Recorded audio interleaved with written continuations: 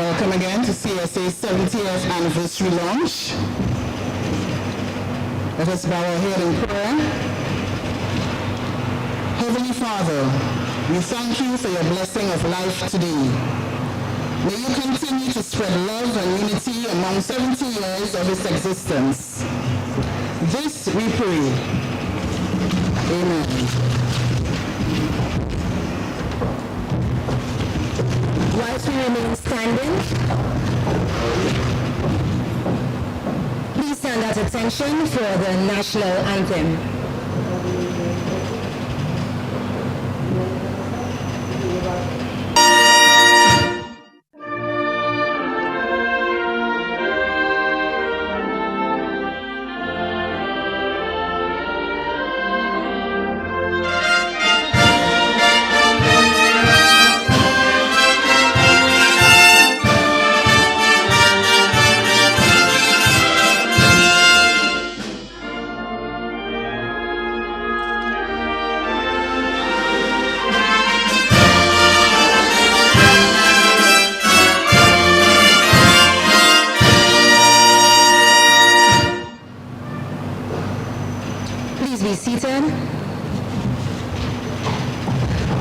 Lucia Civil Service Association was established on the 16th of May 1951, and today's ceremony will mark the launch of our 70th anniversary. To welcome you virtually and our audience, Brother Nikolai will present the welcome remarks.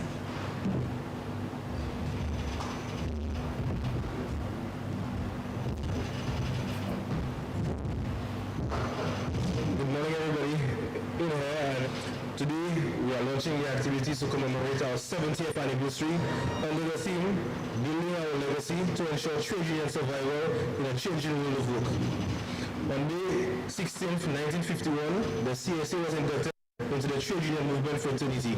And over the last 70 years, the CSA has endured triumphs and challenges, which has caused the organization to gain experience and to grow into the largest public sector trade union. I would like to leave a quote from Nelson Mandela, and it says, "Remember to celebrate the milestone as you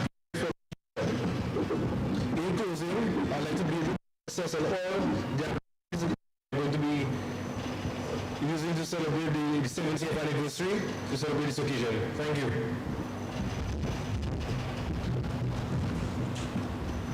CSA at 70 hinges on the theme, building our 70 years legacy and ensuring our survival in a changing world of work.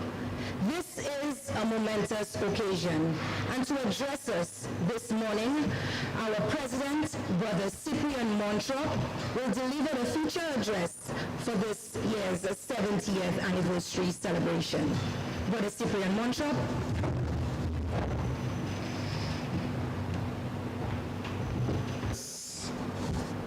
Both in-house and in virtual reality, I want to take this opportunity to welcome you one more time, other than the welcome that you have received, to what we dub today as our official launching of what we consider to be a milestone of achievement in terms of the years that we have been in existence. And the question we have to ask ourselves is there a need for us to celebrate 70 years, or is there a need for us to celebrate this anniversary? And if we take a minute to reflect on where we came from, where we are today, you will understand why it is very important for us to engage in the coming weeks, coming months, to celebrate what we consider a milestone of existence. Where did we come from is the issue that helps us to understand why we must celebrate 70 years. For those of us who can't remember, St. Lucia only became independent in 1979. Prior to that, we were a dependent of the United Kingdom. They manage everything on our behalf, and they were the ones who gave us what we needed. But during that time, the plight of workers existed long before that. As you can recall, in Moses' time, Moses was a trade unionist. He delivered workers from bondage into what they considered better living. And so when we look at where we came from in the early 1920s, 1930s, workers had no say. Whatever that was implanted on you, that's what you had to take. But there was a revolt. Workers were beginning to enlighten themselves. And that revolt caused individuals to come together and have discussions. How do we conquer and how do we get ourselves liberated from what is happening? And so a few gathered together and began agitating among themselves, pushing an agenda that they believe that they can represent. That was in the 1940s. Some organizations were already formed before us, trade unions, but we as the CSA were still in the embryonic stage. We were still there struggling, watching our workers get whatever was placed from our masters. That struggle continued, and they felt it was necessary to get that institution registered. And so in 1951, May 16th to be exact, after much struggling, we were able to register ourselves as a trade union. But even then, the trade union that we registered did not have what we have today. They were not given the right to negotiate collectively, but they were a voice that spoke on behalf of workers. And their plight caused many things to happen. They fought, and some were marginalized, some even lost their lives. Coming closer to the times after our formation, after independence, as an independent country, we felt it was necessary then for us to be able to continue the struggle and be able to engage government, this time not the United Kingdom, but the government of St. Lucia, to be able to negotiate on our behalf. But there was nothing in place then, and the unions fought and fought and fought. And you would have recalled that at that stage, in order for us to win that battle, it is something that we had to do and we must continue to do. We teamed up with other unions, especially that of the Sense, with the government, which eventually led to the workers taking what we considered the biggest ever, most effective strike in the history of our country, within the trade union palace. And we saw that 59-day strike that liberated our salaries. For those of us who are young, we may not know it, but I encourage you to ask those before you, what were their salaries in the 70s? What were their salaries in the late 70s? And you'd be amazed at what it was. Because the increase was beyond 50% increase. So you can imagine what that meant to the working class of St. Lucia in the public service. When we reflect on those achievements, you cannot just simply say it was then. That was them and they had to do that, and just allow it to die in history. We should never allow our struggles to die in history. And so that struggle led us to another victory. That victory that allowed us to engage in collective bargaining, which is what we enjoy today. And in 1980, the very first collective agreement was signed, and the story continues with collective agreements. And so you, the workers out there who are currently enjoying those great benefits, and you are saying, well, I see no need to join a union, but I have news for you. And I'm hoping that coming out of what we intend to do in the coming weeks and months, that you will find reason to engage in those discussions, to engage in understanding why trade unions are more relevant today than yesterday. And you would ask yourself, a lot of organizations have come up and have died. Even in the trade union movement, the Industrial Solidarity Pact died. But thanks again to the trade union fighters in the CSA, in the teachers union and others, we fought again, and so we now have an umbrella body to relate to. So we can see that the struggle of getting to 70 years could have never been an easy thing. But what worked for us then may not work for us today, because the fight was more to deal with independence of trade unions and its ability to negotiate without having to deal with fear, as was in the past. But we are clearly seeing today it is coming back. That fear-mongering within the trade union movement is continuing. And you who are desirous of becoming leaders must be bold enough to ignore that fear. Because too often, if we go back to people like this famous lady, Rosa Parks, had she not taken a stand, most persons would not be enjoying what they're enjoying today. Let's go to Martin Luther King. Let's go to Moses. In the scriptures, great people were chosen. Some never saw the promised land. Those who led did not see the promised land.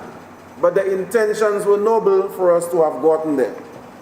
And so we in the trade union need to understand that when we put ourselves up for leaders, and those before us did just that, that we must ignore, but protect it in a very intelligent way, our own development, because what the system we have is that we are employees of employers at the same time being trade union leaders. And so there is that still issue of fear-mongering. And so as we begin to celebrate the 70th year, we need to take that on board.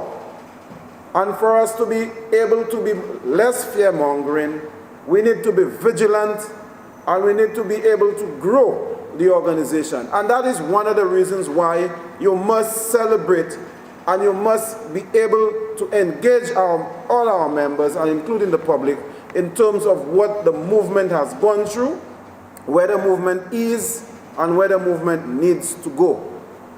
So I see every reason why we need to celebrate 70 years. The Bible taught us your minimum living life ought to be what? 70. And what is 70? That's where we are today. It means we have stood the test of time. But the test of time has no boundaries. And so we have to continue that fight. And so the observance of 70 years means that it is a preparation platform for us who are mature, for us who are maturing, for us who are young in the movement, to embrace whatever activities that we have planned for you during the 70th year anniversary. And soon from now, you will hear what those activities are. But you need to take a page from our founding fathers, those who have come before us in terms of our presidents, executives, trustees, shop stewards, stalwarts, individuals who have given selfless contributions to this organization. We need to take a page from them as we begin to celebrate 70 years. It makes no sense calling 70 years just for the purposes of a fit, just for purposes of wearing a shirt or clothing. It has to be about reflection, it has to be about development, it has to be about our future. So the 70th year we're looking to celebrate today must be something that all members, and I'm appealing to all members to embrace those activities. I'm appealing to the public to encourage your own peers around you to listen in, as COVID-19 has given us a better opportunity to meet you. Something that we were fearful of doing before, now we have no choice but to do it. So while we are suffering through the pandemic, thank you. It has given us an opportunity to be able to meet you in your doorsteps, on the road, wherever you may be, even in flight nowadays, because you are allowed internet access in the sky now. So even in the sky and under the seas, we can meet you. But we encourage you to follow what we are doing, embrace what we are doing, and I also want to touch on where we need to go. 70 years gives us the platform of where we need to go. 68, 60, we never knew would be where we are today. When we celebrated 60 years, we saw a very bright future. We never thought 10 years from now, we would not be able to meet you in a room, gathered together, watching the faces and watching the reactions and embracing each other in camaraderie, in warm embrace. Today, we have now seen that the world is telling us we cannot continue to live as normal. And it should not be because of COVID-19. We should embrace change. We should embrace change because the world around us is changing and we need to change. We will no longer be St. Lucia on its own. It has started long before. The world is becoming one. The OECS is already one. People can move and come to St. Lucia and work at any given time. It means we have to begin to change our thinking. By way of example, if a member from the, say, St. Vincent and the Grenadines decides I want to take up employment in St. Lucia, I think I went too far. I should have used a member of the executive. Sister Giselle, who is from our beautiful island, nature island of Dominica, is now working in St. Lucia. What is in place for her in terms of moving from Dominica to St. Lucia and enjoying benefits across territories? That is the thinking that we need to embrace. Our founders have taught us how to fight, and we need to embrace that fight, but more in consultation and in what we call social dialogue. And we as trade unions have always embraced it. The employers now are beginning to embrace it, and so we must move with those times. The trade union movement will no longer be a paper-based, colleagues. And as we celebrate 70 years, we need to bring to your attention some of those issues. And some of those issues will come through the varying programs that we will undergo. Even what we have highlighted is something that we will unveil today. But again, it ought not to be static. As we move further down the road and we begin to see your engagement, we may need to change course depending on what is around us. But obviously, you must start with a plan. A tree starts with a seed and it grows. So therefore, we are providing the seed today, and as we grow, we may expect more branches to grow from it as long as we give it the correct nurturing.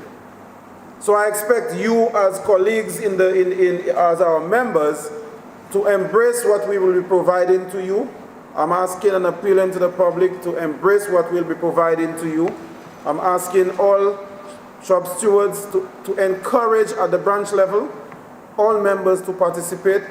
I'm asking the executive to participate fully, not only in the boardroom, but when we go out to meet members, to encourage not just members, but to encourage the public to embrace what we are about to be displayed, what we'll be displaying to them.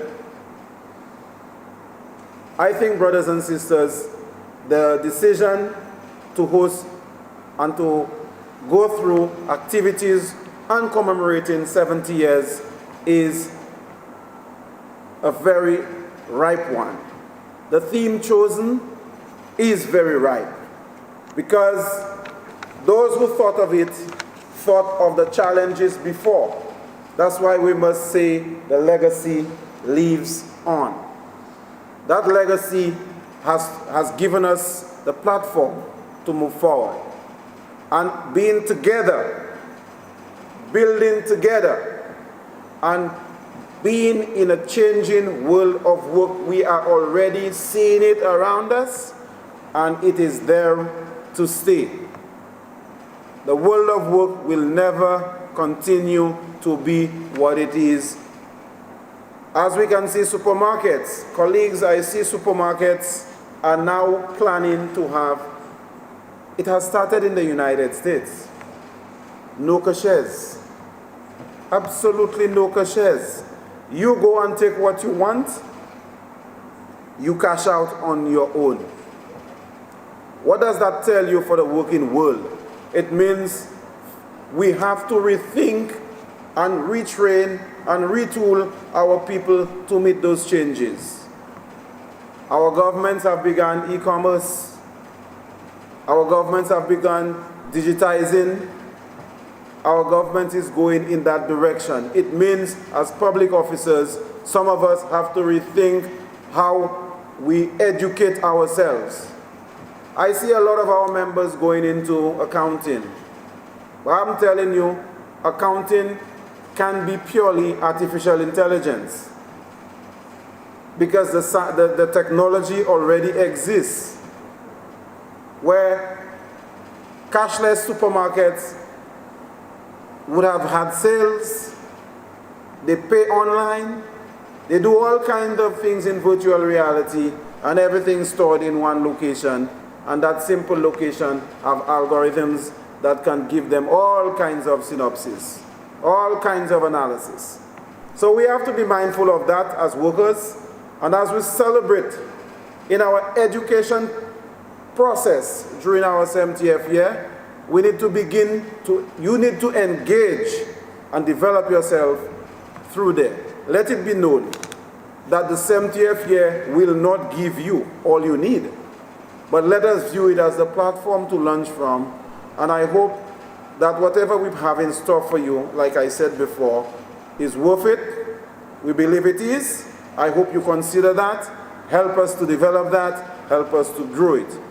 And as we celebrate, as I end, I would like to appeal to our employers. Though your workers may not be members of the CSA, but whatever aspect that we'll be putting out, we ask that you also encourage your workers to embrace it. We ask you to embrace some of the activities that we have, because your business goes nowhere if you do not have employees. People make business, businesses don't make people. Because you must have people before you have business. And I encourage you, employers, and I encourage you, the government, to put, as we celebrate 70 years, we are saying to the employers to put people before profit.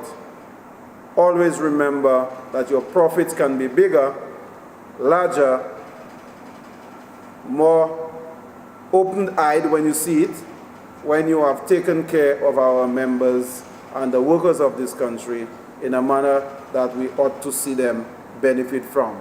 And I encourage the government of St. Lucia to consider passing legislation in St. Lucia that puts an end to precarious work in St. Lucia. CSA needs to take the lead on this matter, that there is need to put an end to precarious work. Precarious work should only be driven by employees and not by employers. With these few words, colleagues, I ask you to embrace the 70th year and for us to continue to ensure that we see beyond 70 years. And I don't wish to echo like some persons, but I prefer to say it as deacons and priests until eternity. Let us see the end of CSA only at the coming of Christ, and no earlier than that period. So the programs, I'm hoping that you will be able to participate. Executive members have offered themselves to give you all what is necessary. Let not their efforts go to failure. And I encourage you in virtual world to continue to support us, support the movement, support your union, and if you're not a member of a union, please join a union. Long live the CSA. Long live the movement. Long live. Long live the workers of St. Lucia. Long live. Long live. Long live. I thank you.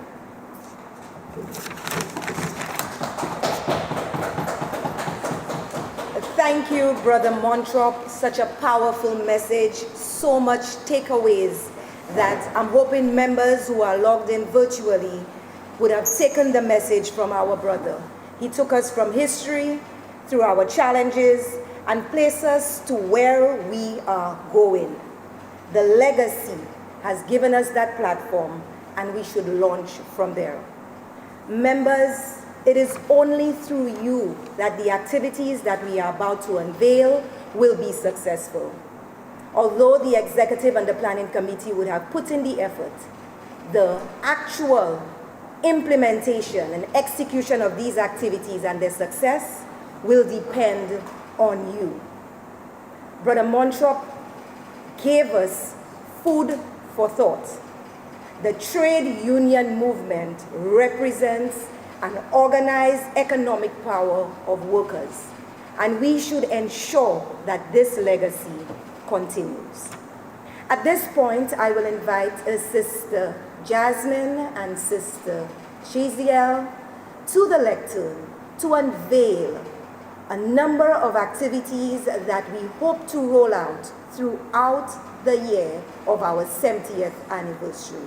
Members, stay tuned as the sisters make their way to the lectern to unveil the activities that have been put together for you, the members, for us to celebrate, for us to recognize our union that has a legacy worth continuing.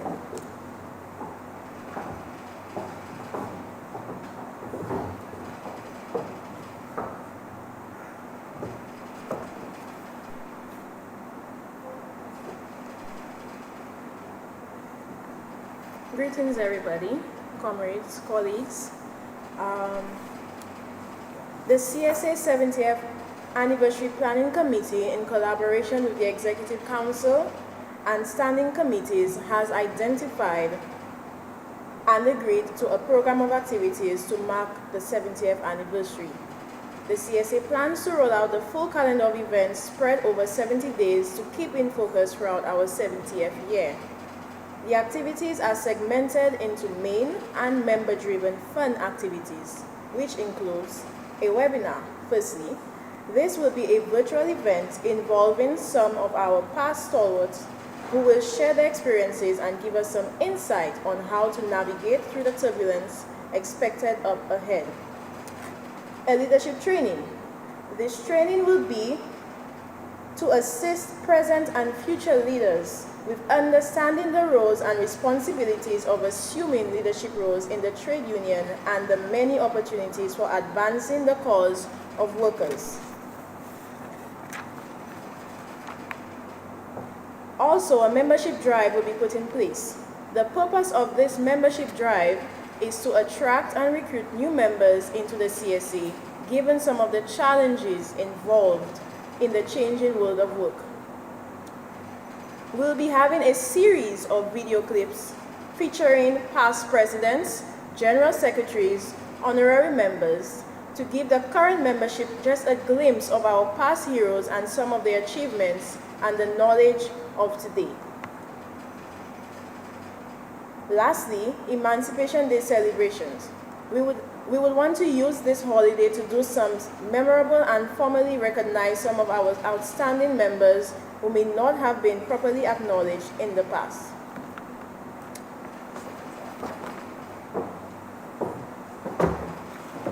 Literary Night in the Center provides an opportunity for our members to display their literary talents and skills, including short skits, poetry reading, short stories, and the like. Health is Wealth Wednesdays, a focus on healthy living and preventative care. Fruity Fridays, a fun way to promote fruits as part of our diets and healthy lifestyles. It is basically you choose a fruit of your choice, and for example, you can choose tamarind, and you post on our different web pages what you have made with tamarind balls, tamarind juice, tamarind jam. Wear your sneaker day, in support of promoting walking and general physical fitness. Virtual Games Night, using technology to have fun and to include a wide cross-section of our membership.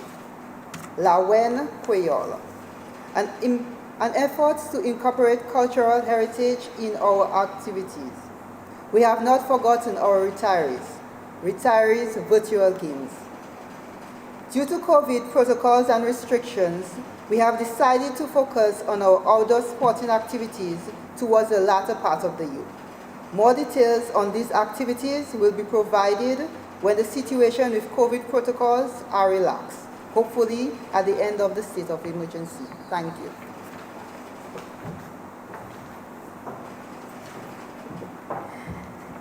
And thank you, and members, here we have it.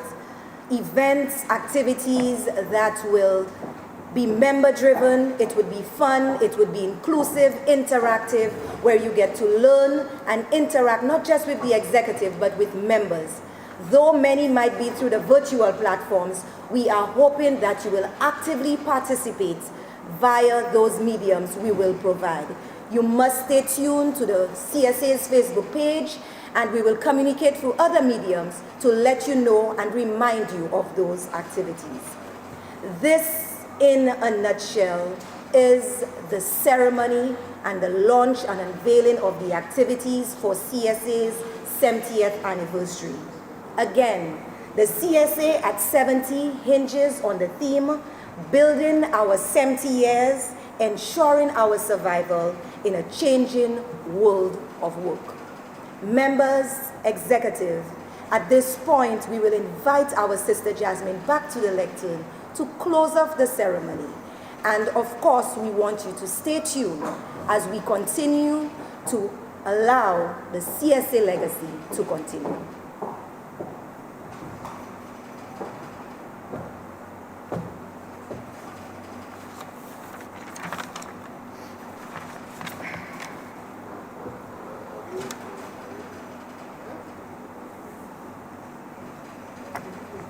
On behalf of the Planning Committee, Executive Council, Standing Committees, and Chairs, I would like to thank everyone in-house and online for participating in our 70th anniversary launch. I would also like to thank the staff of the Secretariat for their tireless efforts and for being the backbone to the success of this launch. To our brothers and sisters, we express gratitude for your stewardship, resilience, and years of serving our union. I therefore wish everyone a blessed Thursday, and I thank you once again for being part of our excellent trade union movement. Thank you.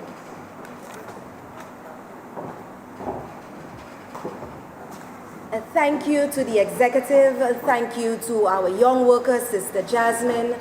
Thank you to the media for carrying this broadcast and ensuring that CSA's 70th anniversary is portrayed in the media network. At this point, I would want to remind Brother Felix to put our activities on screen, to remind our members. Use those slides as a reminder to show us what the 70 years of activities will be, so you use that opportunity to remind you and to be part of those activities for the 70 years of CSA's existence. We thank you for your attention. We thank you for being with us this morning, and we most importantly want you to be part and continue to be part of CSA's legacy. Long live CSA. Long live. Long live the trade union movement. Long live. Long live all of us, brothers and sisters. Long live. Thank you.